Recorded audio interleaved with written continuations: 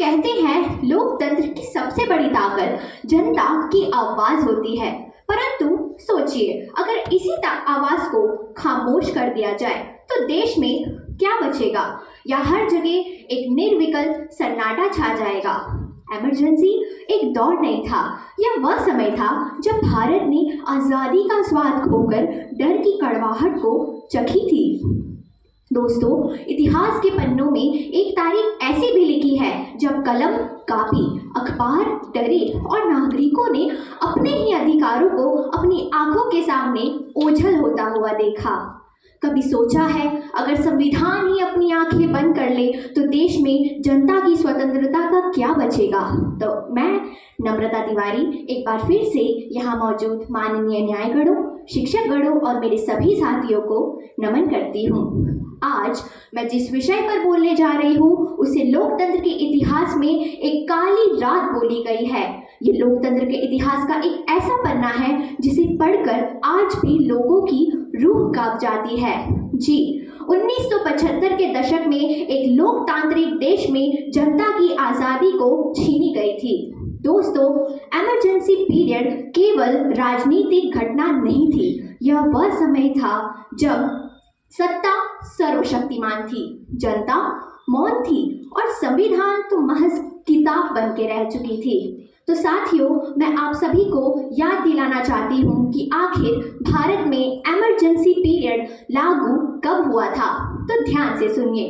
25 जून 1975 में हमारी तत्कालीन प्रधानमंत्री इंदिरा गांधी ने राष्ट्रपति फखरुद्दीन अली अहमद को देश में आंतरिक अशांति, जिसे इंग्लिश में हम इंटरनल डिस्टर्बेंस कहते हैं, इसका हवाला देते हुए इमरजेंसी पीरियड लागू करने का प्रस्ताव दिया। हमारे राष्ट्रपति जी ने इमरजेंसी पीरियड धारा 352 के हेतु लागू कराया। आखिर क्या कारण था कि इमरजेंसी पीरियड भारत में लागू करना पड़ा?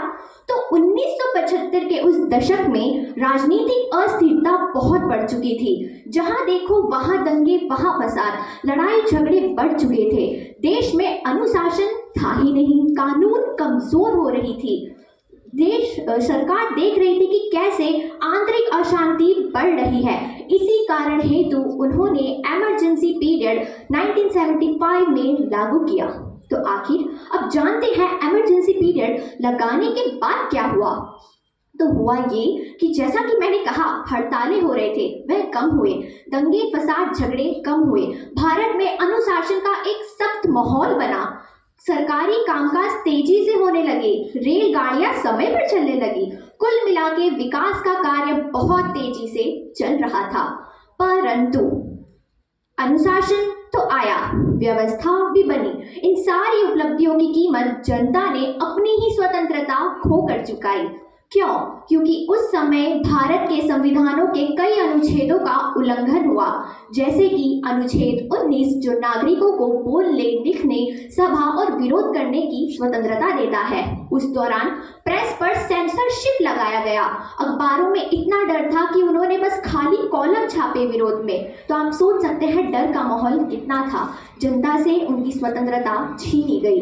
अनुच्छेद 21 जो व्यक्तिगत स्वतंत्रता देती है, उस समय निर्दोष लोगों को जेल में डाला गया, निर्दोष जनता, निर्दोष नेताओं को जेल में डाला गया। अनुच्छेद 22 का उल्लंघन, उसमें क्या हुआ? गिरफ्तारी के समय ये हमें कानूनी सुरक्षा देती है। उस समय लोगों को इतना तक हक नहीं था कि वह खुद को निर्दोष साबित कर सके, खुद को कोर्ट में पेश कर सके।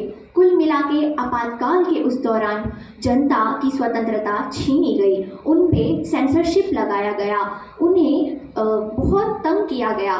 तो वो समय हमें क्या सिखाता है? आपातकाल का वो दौरान हमें ये सिखाता है कि लोकतंत्र की सुरक्षा भी ज़रूरी है, क्योंकि लोकतंत्र नहीं होगा तो हम नहीं होंगे, जनता की सुरक्षा नहीं होगी तो हम नहीं होंगे। क्योंकि अगर जनता है तो देश है, स्वतंत्रता है तो ही देश है। और क्या लोकतंत्र की सुरक्षा करना केवल सरकार का कार्य है? जी नहीं, ये मेरा, आपका और हर एक नागरिकों का दायित्व है कि हम लोकतंत्र की सुरक्षा करें। और अगर किसी भी राष्ट्र में सबसे ज़्यादा कुछ ज़रूरी है तो वो है लोकतंत्र की सुरक्षा और जनता की स्वतंत्रता। अंत में मैं बस इतना कहना चाहूँगी, जहाँ सवालों में रोक थी और सच्चाई कैद खाने में, वो इमरजेंसी थी जो ले गई अंधे जमाने में। कहते हैं आज़ादी तो अमूल्य है, आज़ादी अमूल्य है, पर उस वक्त किसे ये याद था जब सच्चाई थी कैद खाने में और पूरा देश खामोशी में बर्बाद था। तो अंततः अब आप ये सोचें और आप विचारें कि क्या किसी भी राष्ट्र में ऐसी स्थिति सही थी या गलत। धन्यवाद। जय हिंद।